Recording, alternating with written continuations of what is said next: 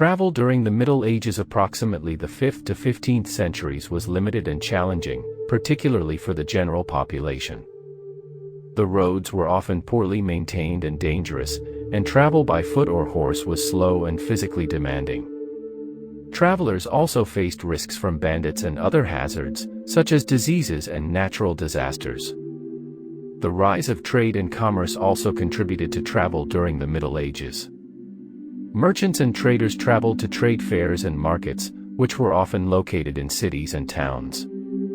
These fairs and markets provided a platform for exchanging goods and ideas, and they also contributed to the growth of towns and cities as centers of commerce and culture. Despite the challenges, travel during the Middle Ages was an essential aspect of life, providing opportunities for spiritual, economic, and cultural exchange. It helped to spread ideas, promote cultural and religious diversity, and facilitate the growth of commerce and trade. Peasants in the Middle Ages faced numerous challenges and hardships, and their travels were no exception. Unlike the wealthy, who had access to resources that allowed them to travel in luxury and comfort, peasants had limited means of transportation and often faced danger and hardship while on the move. One of the most common modes of transportation for peasants was on foot. Walking was often the only option for peasants who lacked horses or other means of transportation, and they had to rely on their own 2 feet to get from place to place. Traveling on foot was slow and difficult, especially in inclement weather, and peasants had to contend with poor road conditions, rough terrain, and the threat of bandits and other dangers along the way. Some peasants also used horses, although they were far less common than among the wealthy. Peasants who owned horses often used them for transportation and agricultural work. However, horses were expensive, and few peasants could afford to own them. As a result, most peasants had to rely on their own 2 feet or other means of transportation. Another mode of transportation used by peasants was carts and wagons, which were often used to transport goods and people. Carts and wagons were typically pulled by horses or oxen, and they were used to transport goods, livestock, and other items from one place to another. Traveling by cart or wagon was slow and uncomfortable, and peasants often had to contend with poor road conditions and other challenges along the way. Some peasants also used water transportation, although it was typically limited to those who lived near rivers or coasts. Boats and rafts were used to transport goods and people, and they were often the only means of travel for those who lived in isolated communities. However, water transportation was not always safe, and peasants often faced the threat of drowning or being capsized by storms and other dangers. Peasants also faced numerous challenges and hardships while traveling, including banditry, inclement weather, and poor road conditions. Bandits and other dangerous elements often prey on travelers, and peasants had to protect themselves and their possessions. In addition, poor road conditions and rough terrain often made travel slow and difficult, and peasants often had to contend with rain, snow, and other inclement weather conditions. Despite the many challenges they faced, peasants managed to make their journeys and travel from place to place. They used a combination of walking, horseback riding, carts and wagons, and water transportation to get from place to place, and they often had to be resourceful and creative to overcome the difficulties they faced. They also relied on the support and assistance of their communities, who often helped them with their travels and provided them with food, shelter, and other necessities along the way. The pilgrimage was a common form of travel in the Middle Ages, as people sought to visit sacred places and seek blessings and salvation from the divine. Pilgrimages took place all over Europe and the Holy Land, and they played an important role in the religious and cultural life of the Middle Ages. The primary motivation for pilgrimage in the Middle Ages was spiritual. People of all classes and backgrounds sought to visit sacred shrines and seek blessings from the divine. Many believed that making a pilgrimage to a holy site would bring them closer to God and that it would earn them merit in the eyes of the divine. For some, the pilgrimage was seen as a way to atone for their sins and receive forgiveness. For others, it was a way to seek healing from physical or spiritual ailments. Pilgrimages were also an important form of religious devotion, as people sought to honor and pay homage to the saints and other sacred figures associated with the shrines they visited. Pilgrimages often involved the performance of religious rituals, such as praying, singing hymns, and making offerings, and they provided a powerful means of connecting with the divine.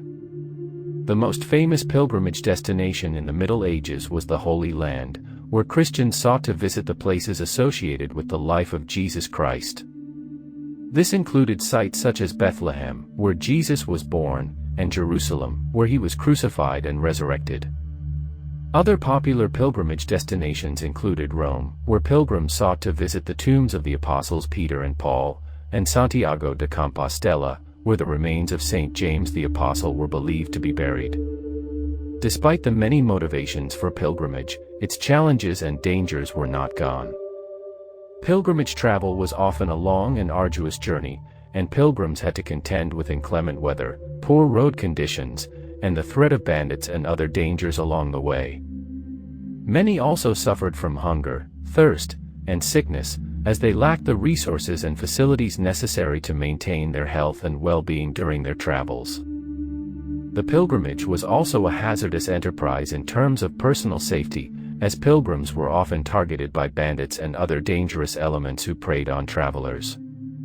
Some pilgrims also faced the threat of persecution from religious authorities, as pilgrimage could sometimes be seen as a form of dissent or opposition to the established church. Despite these challenges, pilgrimage remained a popular form of travel in the Middle Ages and significantly impacted medieval society. Pilgrimages helped to foster a sense of community and belonging among travelers, as they shared in the hardships and challenges of their journey. They also helped to spread religious and cultural ideas, as pilgrims returned home with stories and accounts of the places they had visited and the things they had seen. One of the most notable impacts of pilgrimage on medieval society was the development of a vibrant and thriving pilgrimage industry. This industry was fueled by the needs of pilgrims, who required food, shelter, and medical care during their travels. Hospices and hospitals were established along the routes of pilgrimage, providing these essential services to travelers. In addition, the rise of a pilgrimage led to the growth of towns and cities that were centered around pilgrimage destinations, and these places became centers of trade and commerce. Pilgrimage also had an impact on the architecture of the Middle Ages, as new churches, cathedrals, and shrines were built to accommodate the needs of pilgrims. These structures were often impressive works of art, designed to inspire awe and reverence in those who visited them. The rich people of the Middle Ages traveled in a much more luxurious and comfortable manner than the common folk. They had access to resources that allowed them to travel with greater speed and comfort, and their journeys were often characterized by opulence and extravagance.